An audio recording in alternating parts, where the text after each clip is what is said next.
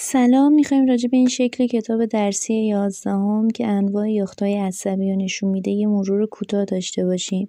همونطور که توی شکل میبینیم یافتۀ عصبی حسی دندریت بلندتر و آکسون کوتاهتری داره.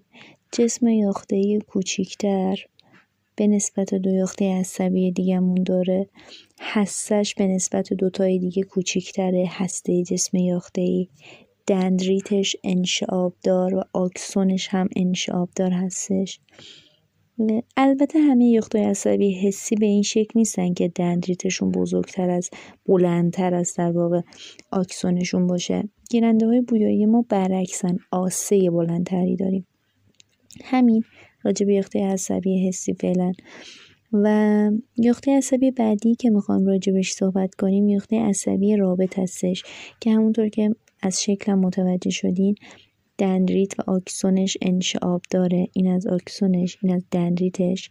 جسم یافته‌ایش به نسبت بزرگتر از یافتۀ عصبی حسی هستش و همیشه تو دستگاه عصبی مرکزی یافت میشه. یافتۀ بعدی که میخوام راجبش صحبت کنم یافتۀ عصبی حرکتی هستش که همونطور که متوجه شدیم آسه بلندتری داره، دندریت های کوتاه و منشعب داره. البته آسهش هم منشعبه و هسته جسم یافته‌ایش ببینیم الان